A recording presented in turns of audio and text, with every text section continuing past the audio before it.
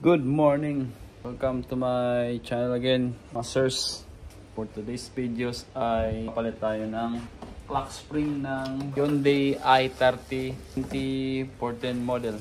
Yung clock spring tayo magpapalit nito mga sirs is dahil yung mga button nito is hindi na gumagana. Cruise control, mga volume. Tuturo ko sa inyo kung paano tanggalin yung ikabit yung clock spring. So napaka basic lang nito mga sir, mga ma'am and sir, kayang-kaya nyo rin to, basta panoorin nyo lang tong video na to. So tara! First steps pala is kailangan natin tanggalin yung fuse ng horn. So tinanggal ko na yung fuse ng horn, wala na yan. Natin guys is kailangan natin i-start yung sakyan para ma-rotate natin siya. Okay. Susungkitin natin guys yung lock dito, yung mga butas dito, tatlo. So susungkitin lang natin siya ng task screw para umangat yung airbag module dito. Basic lang to guys. So ito, papakita ko sa inyo. Ito yung butas niya. Kaya lang di ko yan, no? Makikita nyo yan. Yan yung mga dapat yung sungkitin. Ayun, yung pina yan. Tatlo yan. Isa, dalawa, tatlo. Ayun, gumalaw. Ayun, umangat na. Pangatlo guys. Last. Ayun. Diba? Next step is kailangan natin i-straight yung manibela. Ikot mo ulit. Bago natin tanggalin.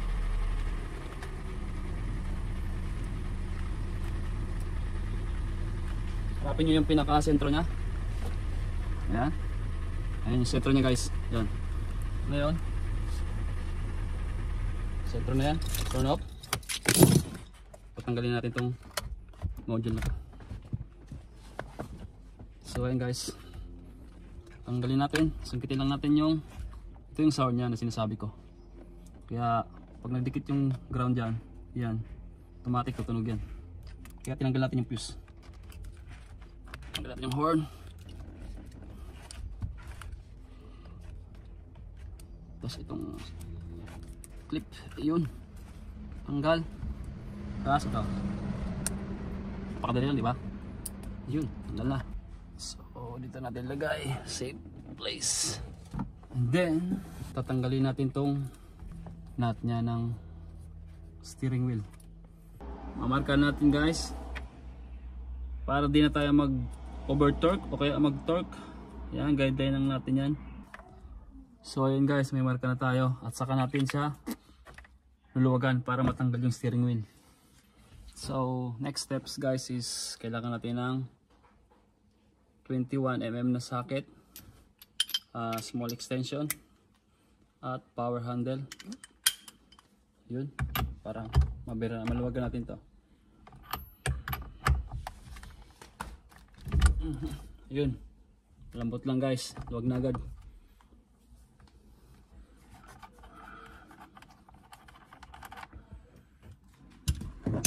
And then tanggalin natin yung steering wheel. Make sure na nakasentro. Pukpukin lang natin side to side. Ayun guys, tanggal na siya. So sit aside natin siya. Dalawang screw dito.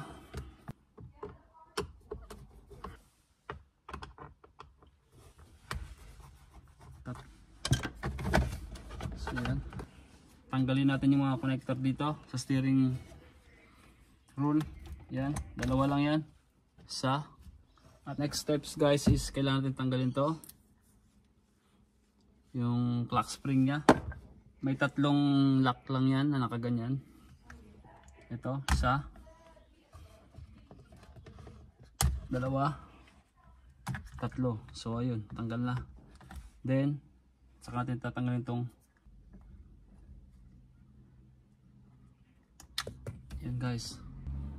So ito na yan guys, yung clock spring nya. So ito na yung bago nya.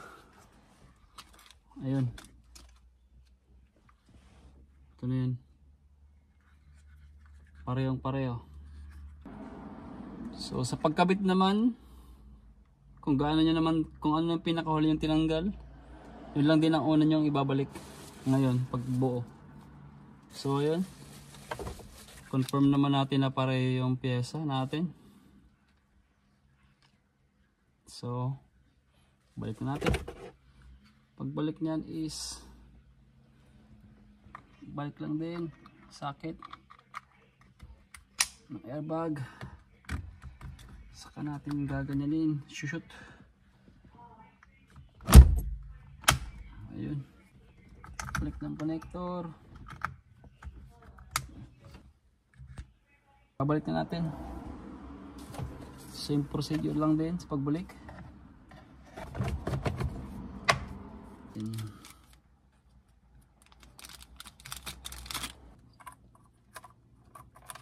Shoot.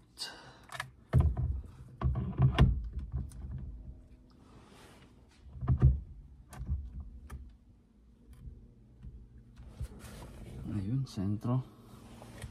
Off center, dish off center. Click natin yan. Yung lock nut natin, wala tayong brand new. So, i-reuse muna natin to guys. Total may marka naman ako dyan.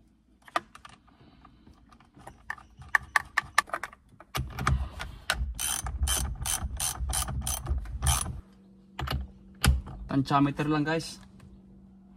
Total nagmarka naman tayo. Ayan ang kaganda nagmamarka. Ayun yung mark nya. So next step is babalikan natin tong airbag. Ganun lang din sa pagbalik. Ayun, pagbalik make sure na nakalapat sabay lock. And then make sure na nakatay yung cable nya. Dalawa. Ayan guys, ito naman yung sour na sinasabi ko. Connect natin yan. Saka natin ilalak yung harness. So, yun. Double check. Babalik na natin siya. Make sure na nakasampa yung fan. Make sure na walang naipit na wire. Ayun, sabay. Ayun. Walang tumunog na horn. Saka natin babalik yung fuse ng horn.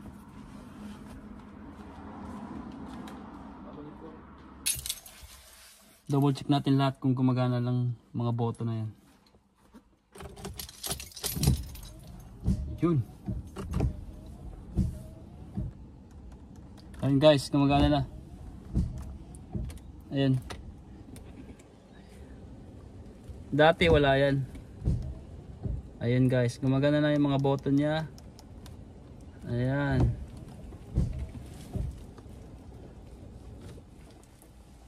Oh, try natin. Ayan guys.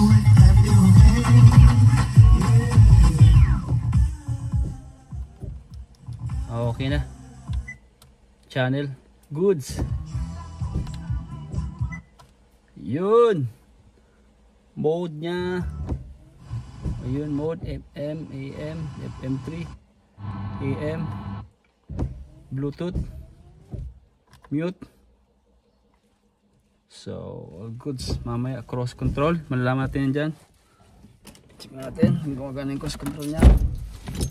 Patingin na lang. So ayun guys, tapos na yung video natin for today's video. Sana may konting natutunan kayo sa aking tutorial. Hindi naman totally 100% na tutorial, pero sana makuha kayo ng idea. So itong video na to ay para lang sa mga di pa marunong. Yung mga marurunong wag na. So, thank you guys. See you sa susunod nating vlog. Don't forget to like, share, subscribe. Peace.